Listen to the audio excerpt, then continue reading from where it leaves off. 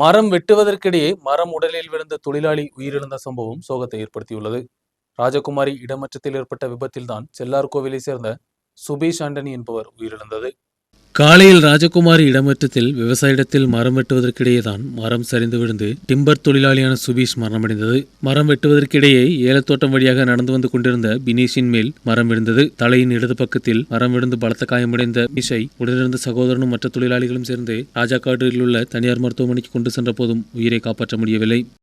ഇവിടെ തൊഴിലാളികൾ പണിയാൻ പോകുന്നതിനിടയ്ക്ക് അണക്കരയിൽ നിന്ന് തൊഴിലാളികൾ പണിയുന്നുണ്ടായിരുന്നു. ആ മുരുകിയ ഷായിച്ചേട്ടന് പണിതുകൊണ്ടിരുന്നപ്പോഴാണ് ഈ സംഭവം ഉണ്ടായത്. അപ്പം ഞെരിപ്പാലത്ത് അവിടെ ഒരു പറമ്പിൽ പണിയുമായി ബന്ധപ്പെട്ട് അവർ 4 പേരാണ് പണിതുകൊണ്ടിരുന്നത്.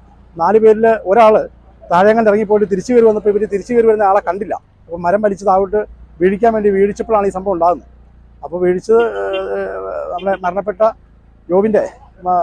മരണപ്പെട്ട പയ്യൻ്റെ ശരീരത്തോട്ടാണ് മരം വീണത്. അങ്ങനെയാണ് മരണപ്പെട്ടിട്ടുള്ളത്. ബാക്കി നടപടി ഇടുക്കി മെഡിക്കൽ കോളേജിലോട്ട് പോസ്റ്റ്മോർട്ടത്തിനായിട്ട് ബോഡി കൊണ്ടുപോവുകയാണ്. ராஜாக்காடு காவலர்கள் மேல் நடவடிக்கைகள் எடுத்தனர். உடல் இடுக்கி மருத்துவக் கல்லூரியில் பிரேத பரிசோதனை நடத்தி உறவினர்களுக்கு விட்டுக் கொடுக்கப்பட்டது. 2 வருட காலமாக மாங்காத்தொட்டியில் தங்கி டிம்பர் வேலை செய்து வந்த நபர்தான் சுபீஷ். நியூஸ் பியூரோ, ராஜகுமாரி.